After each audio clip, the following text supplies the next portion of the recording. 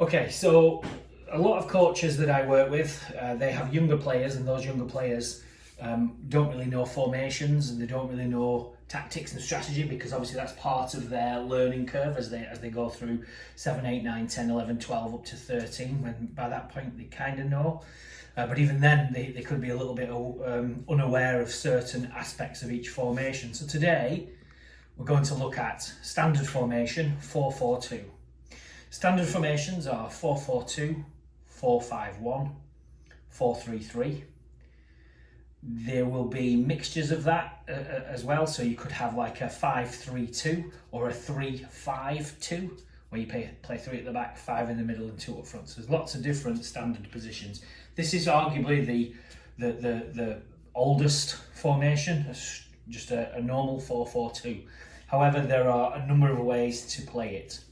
So you'll see here with this AC Milan team, we have 2 banks of 4. So we've got 1, 2, 3, 4, 1, 2, 3, 4, and then 2 strikers. So a fullback on each side, 2 centre halves, right midfield, left midfield, 2 centre midfielders, and 2 strikers, traditional strikers.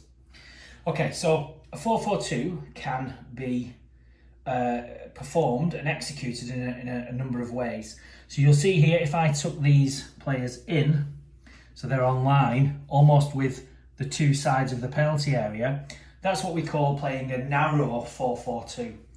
What that tends to facilitate on a pitch is it stops the opponents from playing in. So if I take these Liverpool players here, basically, what we don't want these guys to do, because we know that they have creative midfielders and they could potentially play through us, we're not going to allow them space in between the halves, right? So these types of things, where we have 3 opponents just in between our midfield and our defence, we would play a tight, low block to stop these attacking players from getting in.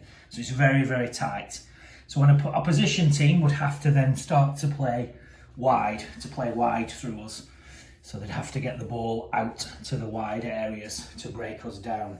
And obviously what you would do in that instance, if I've got the ball out wide, I'm telling my fullbacks and my midfielders to protect and stop that cross coming in. So literally their job is to stop a cross coming into the box if it goes out wide. But ultimately, this area here, all the way through, that's my key area. I want to protect that area, and that's what this 4-4-2 narrow formation allows me to do. And then we've got a 4-4-2 that with width. So that means that my fullbacks are allowed to go out wider, and my wingers, they turn from normal midfielders. When I put them inside, they're midfielders. When I put them outside, I'm asking them to do the job of a winger, and the winger has to get up and down the pitch. And that allows me to then use the football and play out to the wings. So in this case, I might want to, because I've got the ball at fullback, I might ask my winger to go further up the pitch and then send the ball up the pitch for him to then create opportunities further up. And it just gives us an expansion to our play. So centre half in this instance, where we're playing a short, tight midfield, can only play small balls, short balls, or you can play a long ball over the top. But when I start to expand play, my centre half has options to create space with the fullback, to create space over here with the midfielder.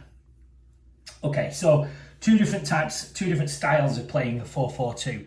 And let's look at the tight version again. So this is 2 banks of 4, very regimented, protect the middle at all costs. That's what we're asking them to do.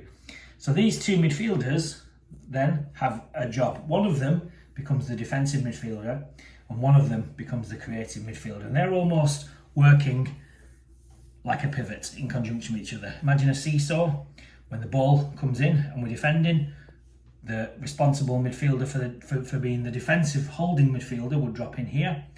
The attacking midfielder is then looking for opportunities to release the centre forwards. And that could be, they could both do that job equally and just swap over whenever they need to, or you might have a designated central defensive midfielder and a designated attacking midfielder in this formation.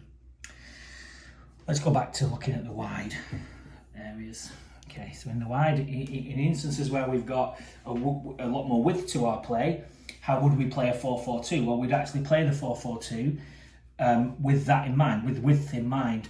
So you'll be telling your midfielders when they get the ball, they've got to look for out balls that are going out wide. So they're going into this space here.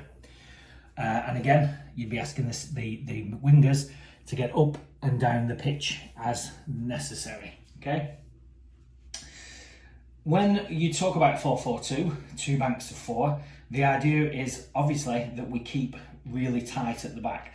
But when we are playing out from the back, you might ask the goalkeeper to send the ball, instead of going long and the ball coming back at us, we might decide to play out from the back and use the wingers, so that we'd ask the wingers, we'd ask the full-backs to come in just on the edge of the area and receive the ball from us, so that they can then play down the line to our wingers, to our centre forwards.